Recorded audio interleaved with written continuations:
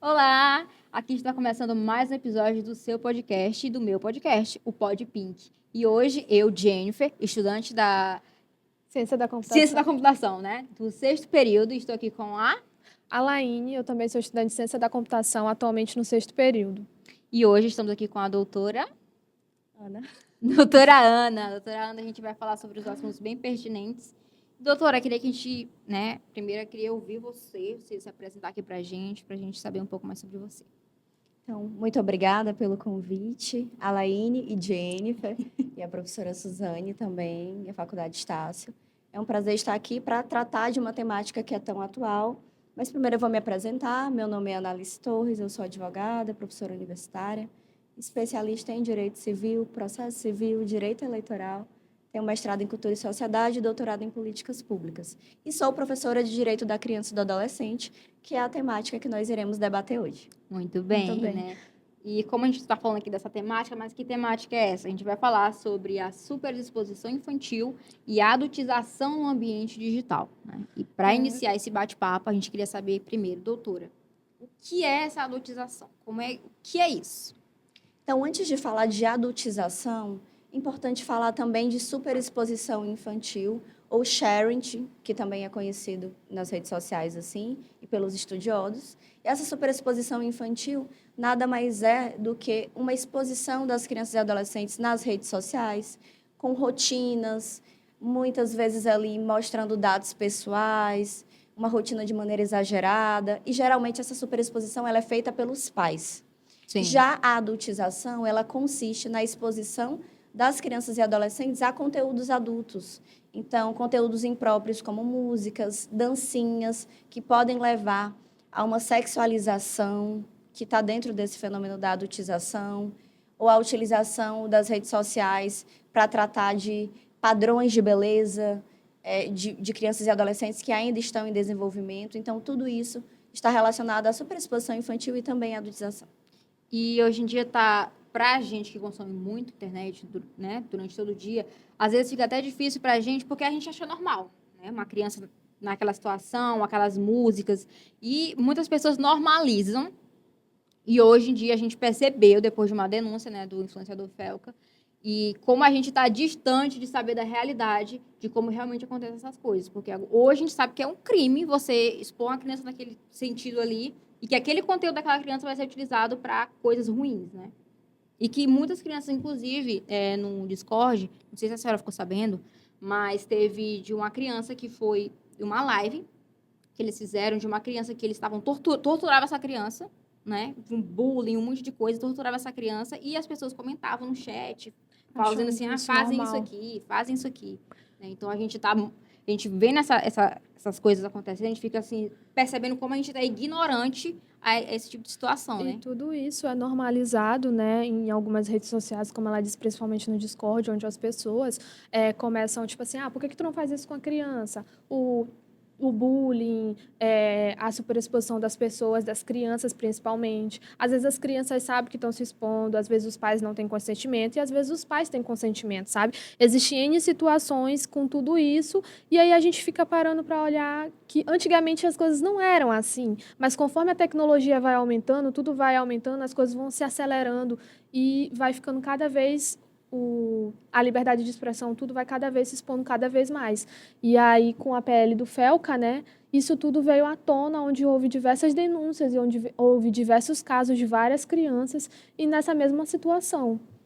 Já que a gente está falando dessa PL, o que é essa PL, doutora? Explica pra gente aqui, porque eu sou leiga, eu não entendo nada disso. Que projeto de lei foi esse? Pronto. Então, vocês tocaram em vários aspectos que são importantes. O primeiro ponto da normalização e da regulação.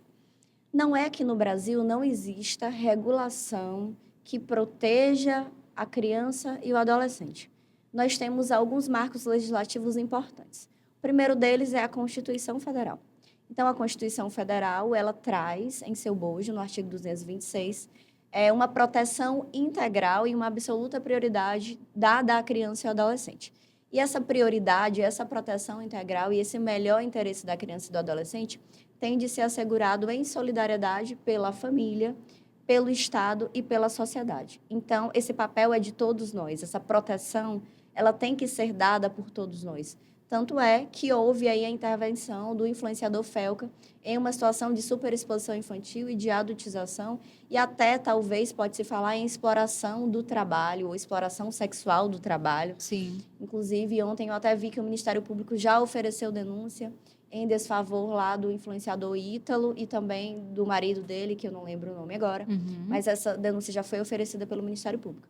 Então, além da Constituição, nós temos o Estatuto da Criança e do Adolescente, que aí precisamos rememorar, que é da década de 90. Então, o Estatuto não tinha como prever esse avanço tecnológico, né, no ambiente digital, a fim de regular mecanismos de proteção nas redes sociais. Então, o Estatuto não tinha como fazer isso, mas ele traz ali mecanismos de proteção importantes, direitos fundamentais que devem ser assegurados. E aí podemos chegar agora nesse projeto de lei, que inclusive a lei já foi até aprovada, que tem número 2628 e que é de 2022. Então, essa legislação, ela traz mecanismos de proteção, de fiscalização e regulação do ambiente digital. E traz, de novo, essa solidariedade, que deve ser feita pelos pais, essa fiscalização. Né? Os pais devem saber quais conteúdos os filhos estão acessando nas redes. Então, ela traz, por exemplo, a possibilidade de vincular o perfil da criança ou adolescente ao perfil do pai, para que o pai possa saber o que este adolescente, essa criança, está acessando. Quanto tempo está ficando ali nas redes sociais com acesso a telas, quais conteúdos estão sendo visualizados. Traz também mecanismos de cooperação entre as plataformas digitais e o Estado brasileiro, a fim de que, quando, por exemplo, seja identificado um caso de violação de direito da personalidade, seja imagem, seja honra, vida privada de uma criança ou adolescente, que este conteúdo possa ser rapidamente retirado, ou que essas plataformas mantenham canais de denúncia mais efetivos, em que essas denúncias possam ser recebidas, analisadas e seja dada uma devolutiva ali para a pessoa que realizou a denúncia. Então, são vários mecanismos de proteção, sempre visando o melhor interesse da criança e do adolescente. Ou vocês que são aí da ciência da computação, mecanismos de proteção de fábrica mais seguros.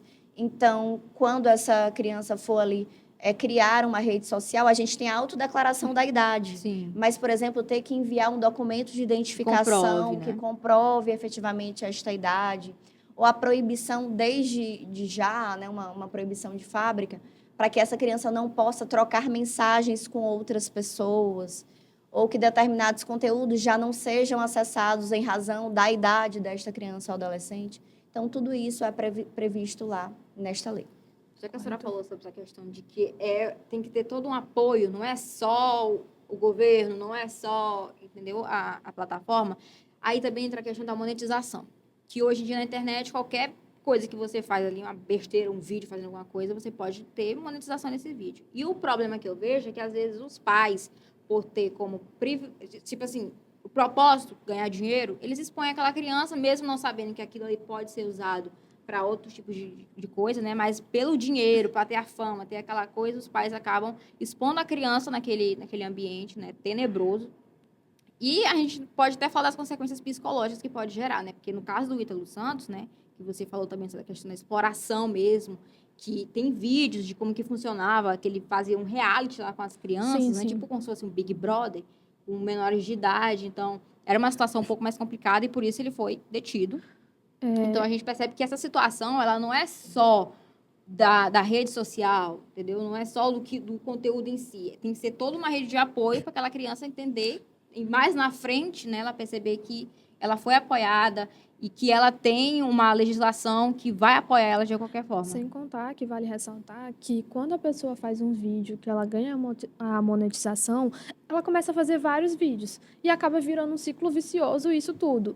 E sobre as consequências psicológicas que a Jennifer falou, um exemplo muito válido é a Camilinha, que fazia parte da turma do Ítalo Santos. Ela claramente não está bem, é visível que ela não está bem. Tanto é que ela postou um vídeo recentemente comemorando o aniversário dela e dava para ver que ela estava bem abalada com tudo isso, com tudo o que aconteceu, com todas as mensagens que ela recebeu e com toda essa exposição que ela teve.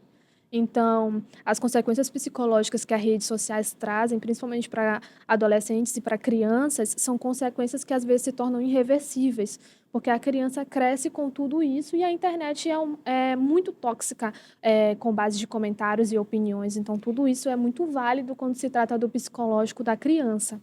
Doutora, eu tenho uma pergunta para a senhora. Nessa PL, não exatamente na PL ou no ECA, alguma coisa assim, o pai, ele pode ser responsabilizado judicialmente por expor essa criança?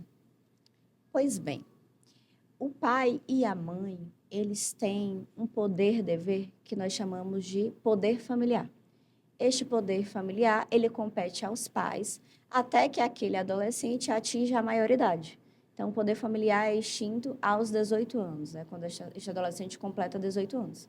E o pai tem dever de assistência em relação aos filhos, assistência afetiva, material, de educar, de exigir obediência, tarefas próprias da idade. Então, esse poder conferido aos pais, ele também é um dever, porque os pais têm o dever de proteger esta criança, este adolescente, de todo um ambiente que seja desfavorável para o seu desenvolvimento. Então, o pai pode ser responsabilizado também por essa superexposição. Tanto é que essa responsabilidade, essa solidariedade que eu falei entre Estado, sociedade e família, ela deve ser efetivada na prática. E, claro, as legislações são importantes, mas mais importante do que as legislações são as possibilidades de materializar esses instrumentos de proteção, que essa é a grande dificuldade. Sim. Então, se hoje um direito da personalidade de uma criança ou adolescente, por exemplo, a imagem ou a honra em razão de cyberbullying, se acontecer, for violada, a pessoa que violou esses direitos vai ter que ser efetivamente punida, esse direito vai ter que ser reparado. Mas as consequências podem ser, em alguns momentos, irreversíveis. Então, podemos ter consequências psicológicas gravíssimas. Então, isso é algo que os pais devem estar atentos. Então, por isso, a importância dessa fiscalização do ambiente digital. Um outro instrumento importante é a LGPD, a Lei Geral de Proteção de Dados, que já é um instrumento interessante de proteção e regulação do ambiente digital, mas ainda com certa dificuldade de materialização dessa proteção, dessa fiscalização efetiva. Inclusive, a lei LGPD, ela se tornou uma ISO atualmente, né? Onde as pessoas utilizam bastante, tanto para proteger os seus dados, seja empresarial, seja de crianças. Então, hoje, ela já é tão falada que as pessoas deveriam seguir, porque também não é só uma ISO, ela se tornou uma lei, como a senhora disse, né? De proteção de dados. Sim, e a Lei Geral de Proteção de Dados, ela vem tratar desses dados que são sensíveis e a proteção desses dados que deve ser muito maior no ambiente digital. E em razão lá das crianças e adolescentes, essa coleta de dados ela deve ser mínima para manter justamente a segurança dessa criança e deste adolescente nas redes sociais. Um outro ponto interessante que vocês não mencionaram, mas que esta lei 2628 de 2022, ela traz também, é sobre publicidade infantil e publicidade infantil abusiva. Então, às vezes, as crianças estão lá nos jogos online, aparecem publicidades. E essas publicidades podem levar essas crianças a consumos inconscientes.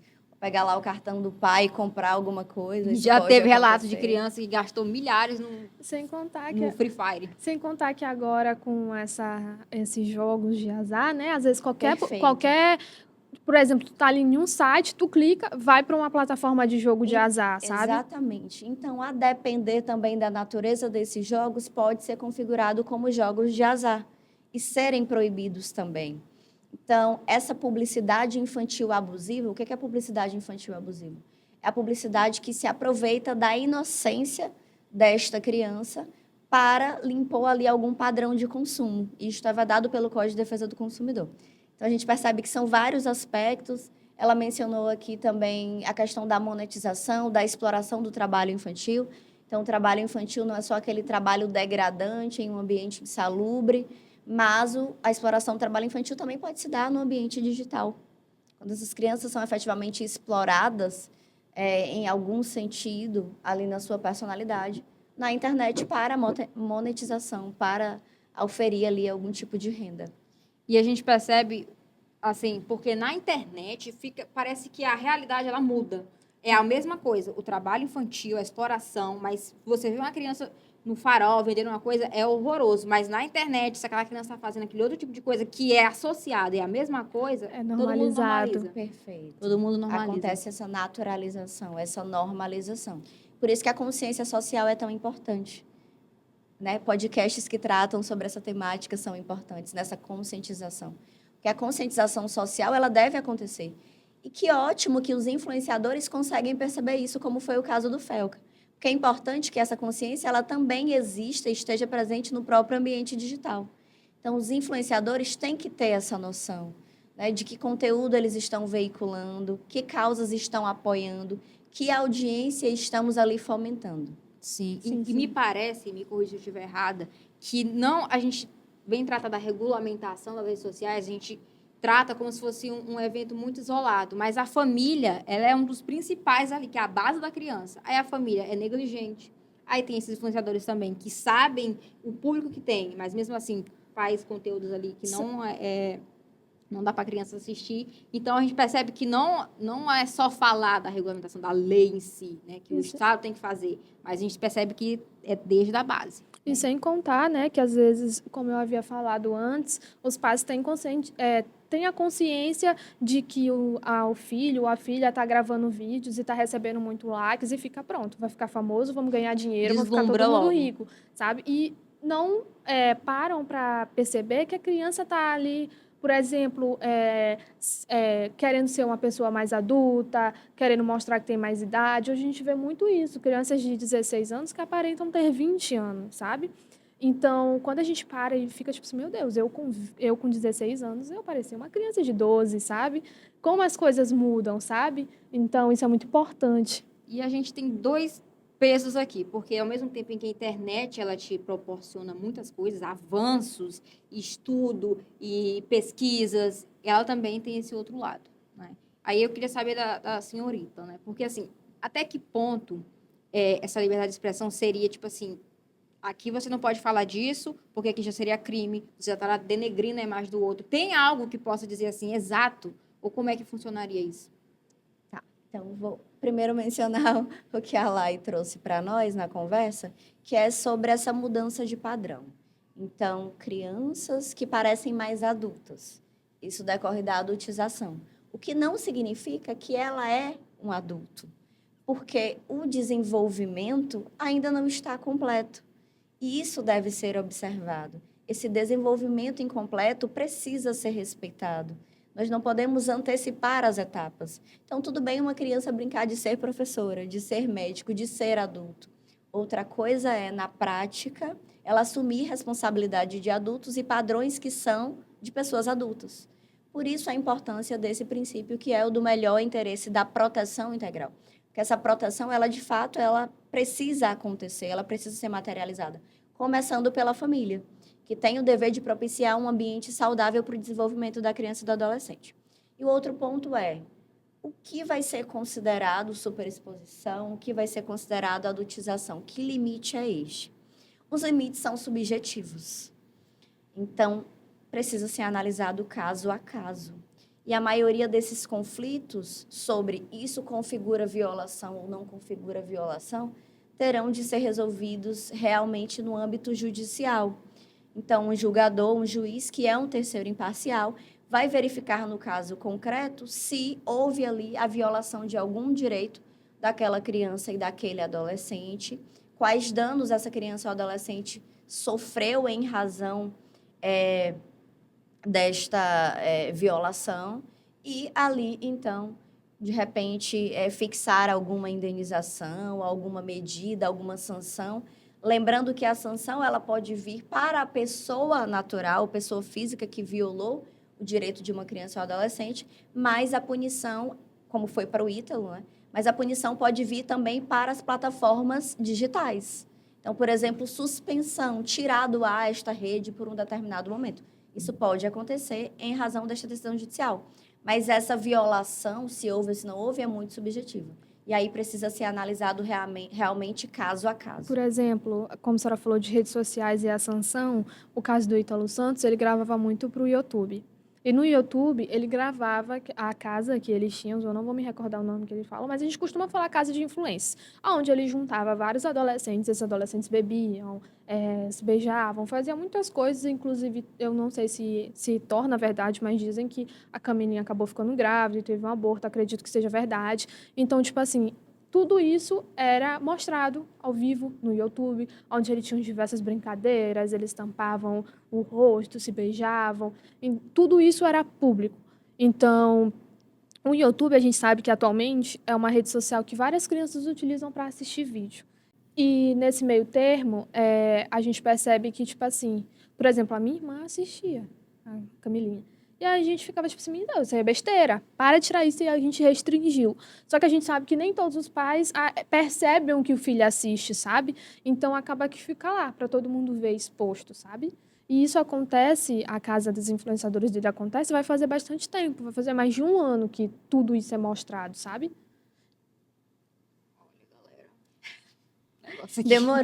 Demorou, mas serviu de exemplo, eu acredito, Sim.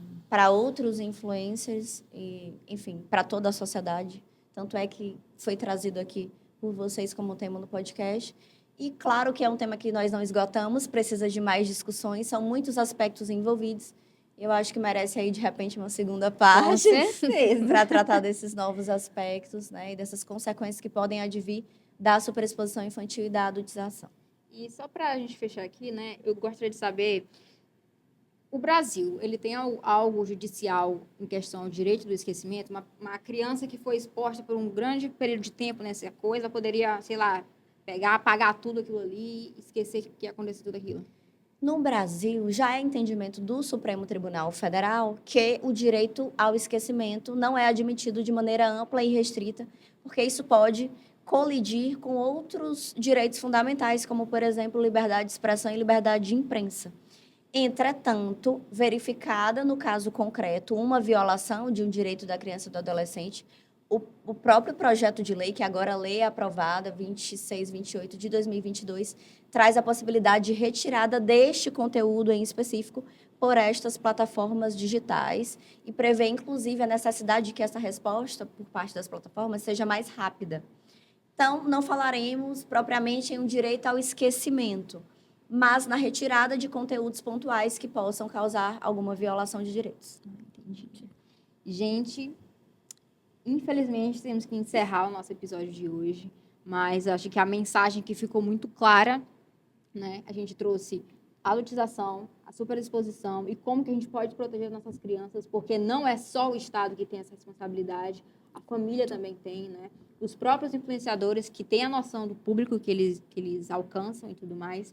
E a gente também trouxe informações judiciais aí sobre a lei que já foi aprovada, né? Para quem dizia que coisas assim não poderiam acontecer, né? Através dessa denúncia, e que muitas outras denúncias venham e que esse assunto seja falado e refalado muitas vezes, porque a gente sabe que a gente tem que proteger nossas crianças, e uma criança com a infância destruída, sem um acompanhamento, vai ser um adulto também. Sem contar que, destruído. conforme as coisas vão avançando, tudo isso vai avançando e nós vamos avançando junto com a tecnologia. Então, é muito importante preservar a infância da criança, sabe? A gente não vê mais as crianças brincando como antes. E isso é muito importante, preservar a criança e deixar a criança ser criança, porque essa fase vai passar, sabe? Então, é muito importante trazer essas memórias boas e não as memórias que a tecnologia traz, que podem causar um pouco de problemas ou muito problemas psicológicos. A tecnologia é uma ferramenta, hoje em dia, crucial para muitas coisas, né? Mas, como qualquer outra coisa, se usar de forma incorreta, indevida, desregulada, se torna um perigo também, né? Então, a gente, como estudantes aqui do curso de tecnologia, a gente tem que dizer isso para vocês, né? A tecnologia é uma ferramenta crucial, mas também deve ser usada com responsabilidade. A gente gosta de agradecer a doutora Ana. Obrigada, Muito eu que Por estar agradeço. aqui com a gente, né? Por nos desanuviar aqui a mente sobre esses assuntos, porque a gente na tecnologia, o povo pensa que a gente fica só dentro de uma sala ali no escuro mesmo, programando, mexendo. A gente tem que ter essa ideia do mundo real, de como as coisas acontecem. Obrigada, gente. Obrigada, Muito meninas, obrigada. e até a próxima. Até a Tchau, próxima. tchau. Tchau, tchau.